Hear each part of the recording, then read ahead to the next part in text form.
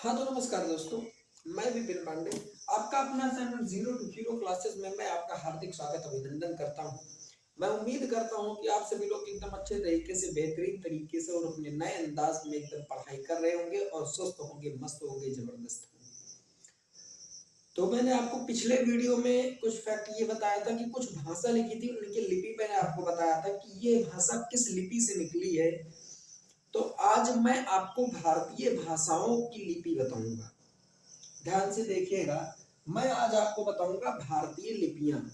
तो आप सभी लोग ध्यान से देखो, भारतीय लिपियां आपकी मुख्य रूप से दो भागों में विभक्त की गई हैं। तो मैं आपको बताऊंगा वो लिपियां कौन कौन सी हैं जो दो भागों में भारतीय लिपियों को बांटा गया है। तो देर न करते हुए मैं टॉपिक पे आऊंगा और आपको अच्छी तरीके से समझाऊंगा। ध्यान से देखिएगा, मैं बताऊंगा आपको कि लिपियां भारतीय लिपियां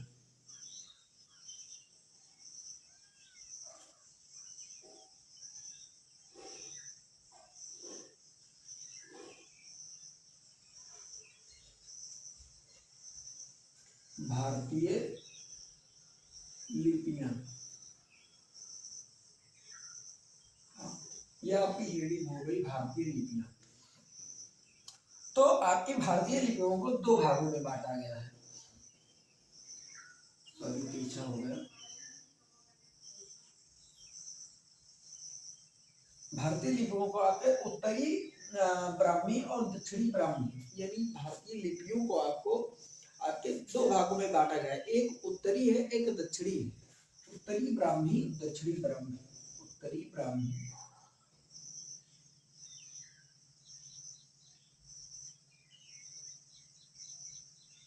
ब्राह्मी और आपकी दक्षिणी ब्राह्मी।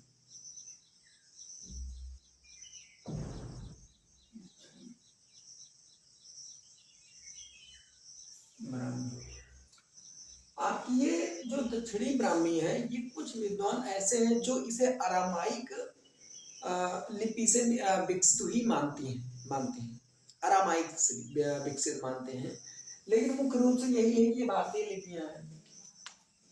तो मैं आपको बताऊंगा, आपकी जो उत्तरी ब्राह्मी है ये भी दो भागों में विभक्त है। एक शारदा लिपि है, एक आपकी देवनागरी लिपि है।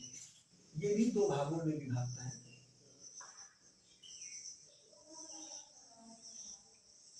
एक आपकी शारदा है,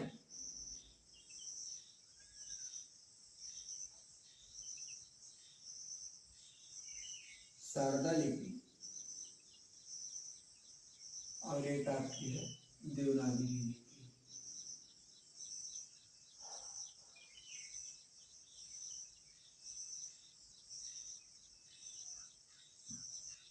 हाँ, तो ये आपकी उत्तरी ब्राह्मी भी दो भागों में विभक्त है, यानी बांटा गया है। एक है शारदा लिपि और एक है आपकी देवनागरी लिपि। मैं आपको बताऊंगा कि आपकी शारदा लिपि और ये देवनागरी लिपि तो हो गया, आपकी दक्षिणी ब्राह्मी जो है ये भी कई भागों में भी बांटी गई है। तो मैं इसे नेक्स्ट पेज में बताता हूँ, इसे हटा देता हूँ। आपकी दक्षिणी ब्राह्मी मुझे बताना है। दक्षिणी ब्राह्मी, ये मैं यही से आपको बता देता हूँ। आपकी तो सॉरी दक्षिणी ब्राह्मी है, ये आपकी 6 भागों में विभक्त है। ये हो गया, ये 1 2 3 4 5, आपकी ये 6 भागों में विभक्त है। एक आपकी कन्नड़ है, कन्नड़ हो गया पहला। दूसरा आपकी तमिल लिपि है, तमिल लिपि हो गया आपका, तमिल लिपि हो गया। और आपकी ग्रंथ लिपि है, कलिंग लिपि है। ग्रंथ लिपि हो गया, ग्रंथ लिपि हो गया, कलिंग हो गया, ये सब लिपियां हैं। कलिंग हो गया आपका, ग्रंथ हो गया, कलिंग हो गया आपका, पश्चिमी हो गया, मध्य प्रदेशीय हो गया, पश्चिमी हो गया, पश्चिमी हो गया, मध्य प्रदेशीय हो गया, मध्य प्रदेशीय हो गया। ये आपकी 6 दक्षिणी ब्राह्मी की लिपियां हैं। तो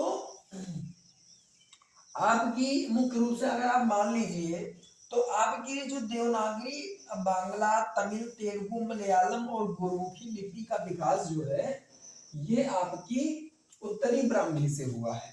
यह आपकी उत्तरी ब्राह्मी से हुआ है, ब्राह्मी लिपि से हुआ है।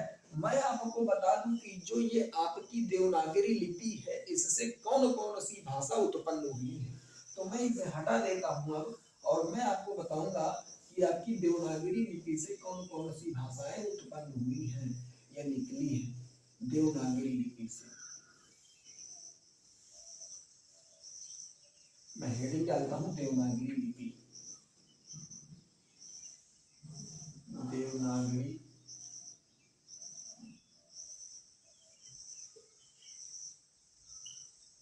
लिपि। हाँ, तो देवनागरी लिपि से आपकी हिंदी, मराठी, संस्कृत, नेपाली, कोंकणी, हिंदी, मराठी,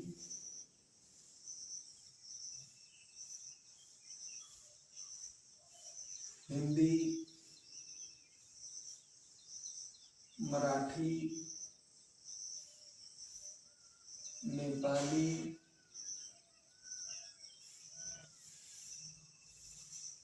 कोंकणी, मलयालम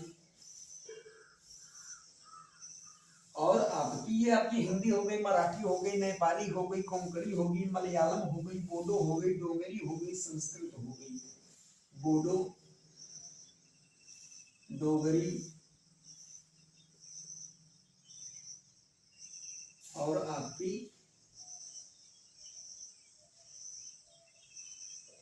संस्कृत होगा। ये आपकी इतनी भाषाएं जो है ये देवनागरी लिपि से मुख्य रूप से उत्पन्न हुई है। अब मैं आपको बताऊंगा कि देवनागरी लिपि की मुख्य कुछ प्रमुख बहुत इंपॉर्टेंट विशेषताएं होती हैं वो क्या क्या है। तो मैं इसे हटा देता हूँ भाषाओं को, आप ध्यान से इसे पढ़ लीजिएगा और याद कर लीजिएगा क्योंकि ये एग्जाम में पूछा भी जाता है। मैं आपसे बताऊंगा कि दक्षिण भारत में इसे नंदागिरी भी कहते हैं। दक्षिण भारत में इसे नंद नागरी भी कहते हैं, नंद नागरी।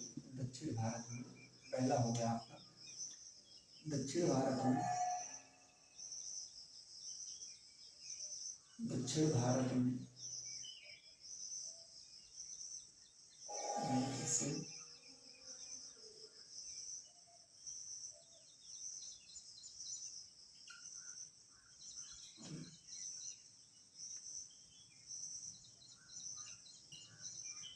नंद नागरी भी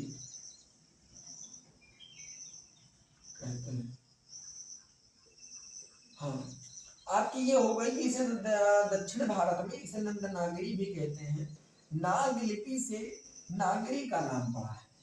आपकी ये जो है नाग लिपि से नागरी का नाम पड़ा है।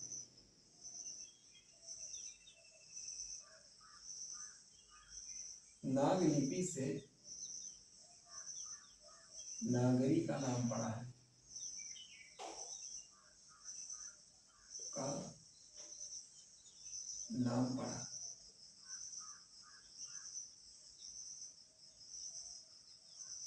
नाम पड़ा है। मैं आपके इसके बाद आगे बताऊंगा। नगरों में प्रयुक्त होने के कारण इसे नागरी देवनागरी कहते हैं। तीसरा है आपका नगरों में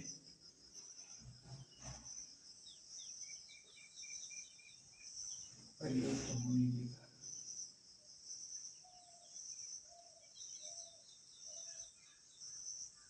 होने के कारण ये हो गया आपका।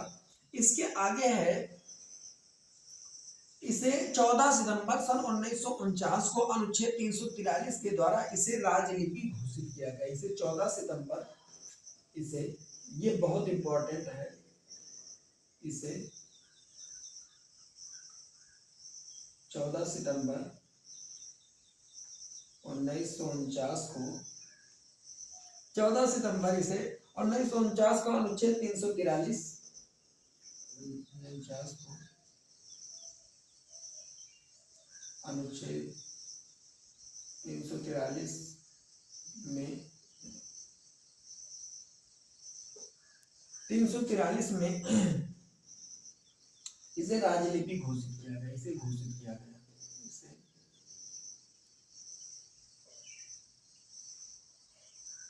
घोषित किया गया, समझिए। तो अगर आगे बढ़ाएंगे तो वीडियो लंबा हो जाएगा और आप सभी लोग कहते हैं वीडियो छोटा ही रखिए। तो मैं उम्मीद करता हूँ दोस्तों कि मैं आपको जितना भी पढ़ाया हूँ या जितना भी बताया हूँ आपको बेहतरीन तरीके से एकदम नए अंदाज में समझ में आ गया होगा। देख लीजिए। तो मैं आपसे मिलूंगा नेक्स्ट वीडियो में, तब तक के लिए धन्यवाद। लेकिन हाँ दोस्तों, अगर आपको ये वीडियो पसंद आता है तो लाइक शेयर सब्सक्राइब करना बिल्कुल ना भूलें।